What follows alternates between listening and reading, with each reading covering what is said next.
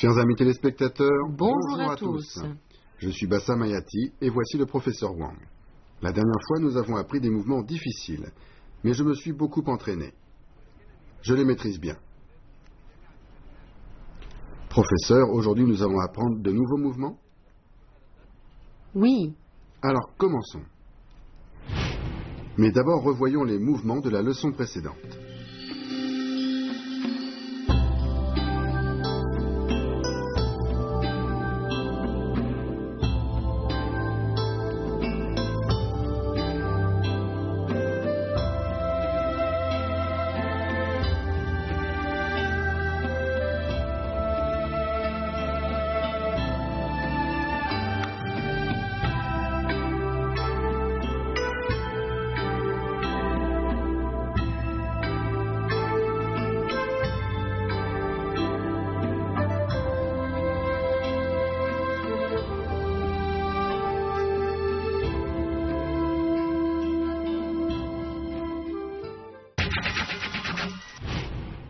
Voici maintenant les mouvements que nous allons voir aujourd'hui.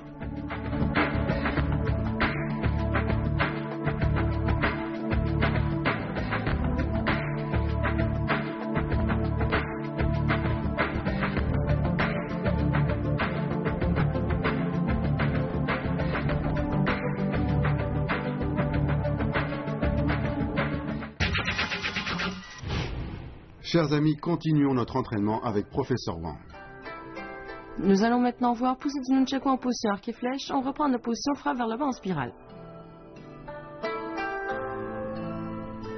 La main gauche saisit le bâton B, le corps pivote vers la droite et les deux mains poussent le nunchaku vers le bas.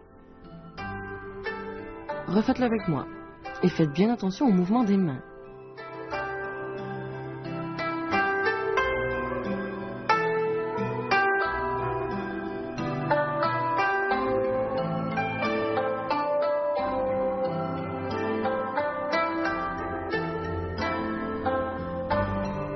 On continue avec le nunchaku dans le dos en position du petit T. On reprend de la poussée du nunchaku en position arc et flèche, en position. La main gauche vrille vers l'intérieur, ce qui fait faire un tour au nunchaku de l'intérieur vers l'extérieur. On ramène le pied gauche en position du petit T. Le nunchaku est placé derrière l'épaule droite, les yeux regardent devant. Bien, faites-le avec moi. Faites attention aux mains.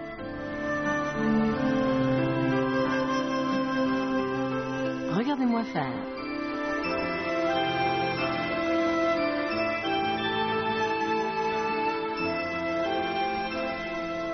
On continue avec Suchin, porte son épée dans le dos. On reprend du nunchaku dans le dos en position du petit T. En position. La main gauche saisit le bâton B. La main droite lâche le bâton A. En même temps, on avance le pied gauche pour se mettre en position arc et flèche. La main gauche fouette vers le haut avec le bâton B en position de saisie sous l'aisselle. Ensuite, on avance le pied droit et on fouette vers le haut et on se retrouve ainsi en position de saisie sous l'aisselle. Faites-le une fois avec moi.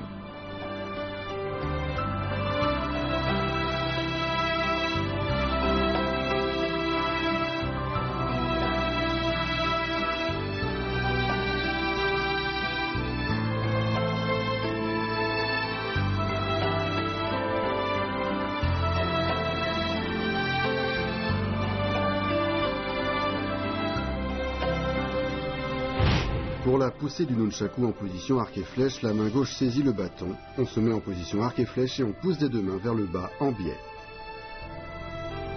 Pour le nunchaku dans le dos en position du petit T, on ramène le pied gauche vers l'avant en position du petit T et alors qu'on tient le nunchaku à deux mains, la main droite pivote vers l'intérieur pour se placer derrière l'épaule droite. Pour Suchin porte son épée dans le dos, le pied gauche s'avance en position arc et flèche. En même temps, la main gauche saisit le bâton B sous l'aisselle et fouette vers le haut jusque derrière l'épaule gauche. La main droite se place sous l'aisselle gauche. Les mouvements doivent être rapides, précis et symétriques.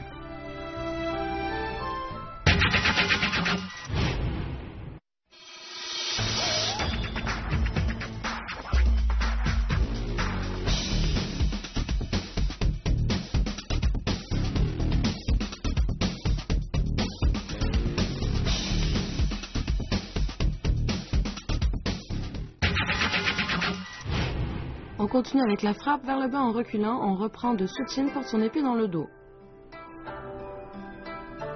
La main droite frappe vers le bas pendant que la paume gauche frappe vers l'avant. Le pied droit se recule en position du pas vide.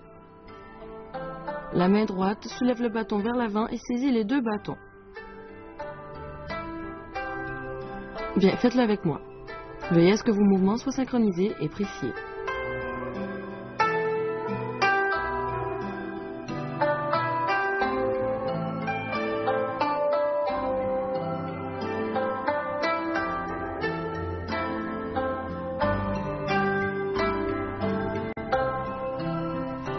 On continue avec pression gauche-droite. On reprend la position frappe vers le bas en reculant.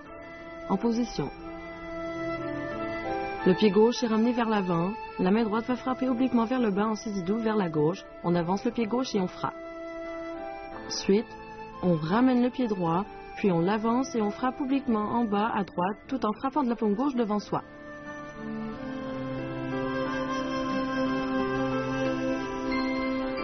Faites-le une fois avec moi en faisant attention au mouvement des mains.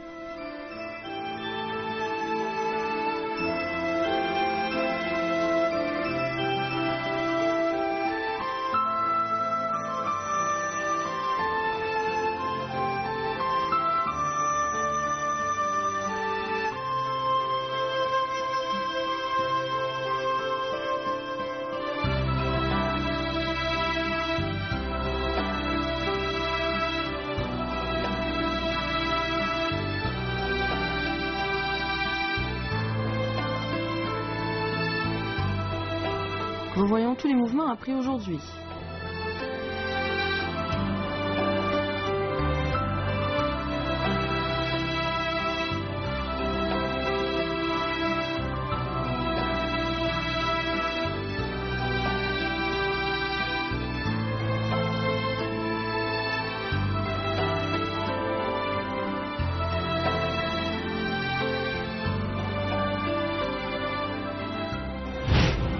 Pour la frappe vers le bas en reculant, le pied droit se recule pour prendre la position du pas vide.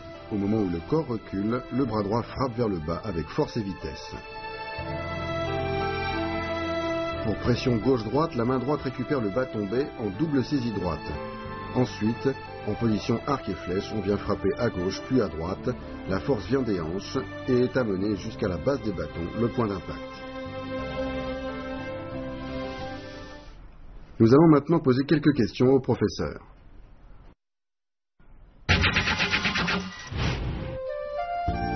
Professeur, en combat réel, comment réussir un mouvement de feinte et comment se créer des occasions offensives?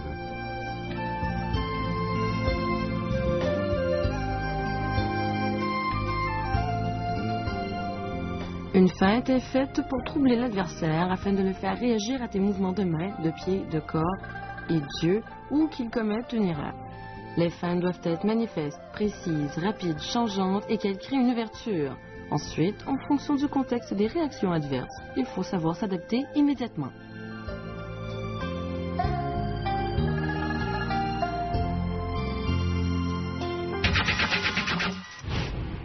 Aujourd'hui, nous avons vu des mouvements difficiles comme pression gauche-droite. Voici Bassam, je te regarde.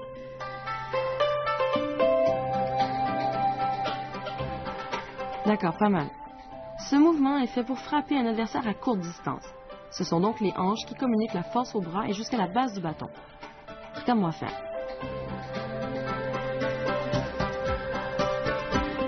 Vas-y, à toi maintenant.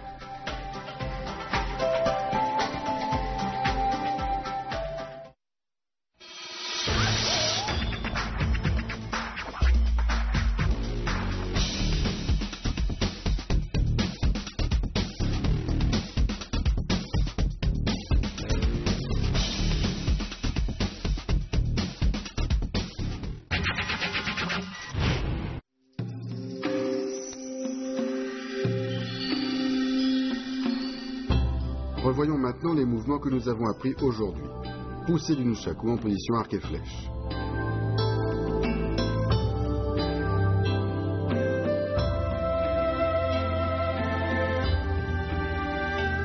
Le nunchaku dans le dos en position du petit T.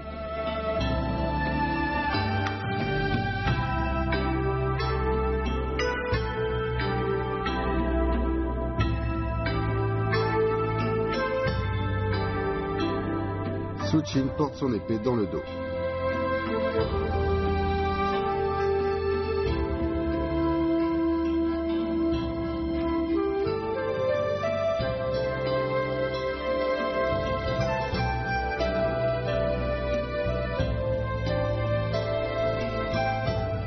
Frappe vers le bas en reculant.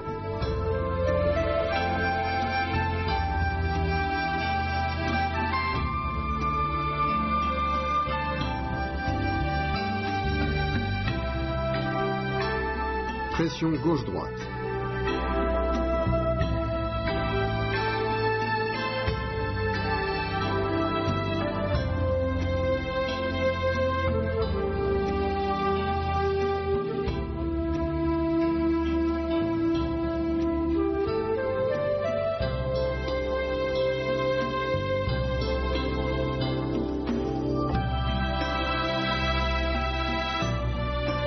Et voici maintenant tous les mouvements d'aujourd'hui enchaînés.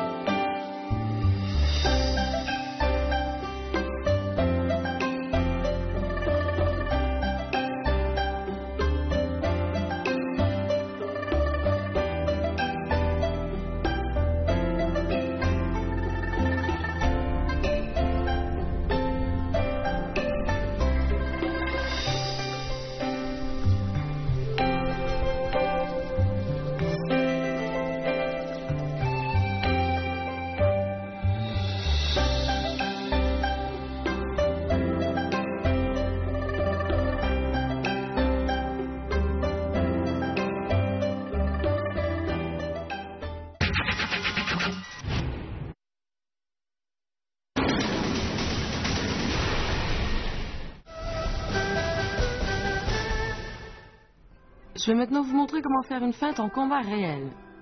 Une feinte sert à casser le rythme de l'adversaire. C'est par la surprise que l'on se crée la victoire. Je vais vous montrer.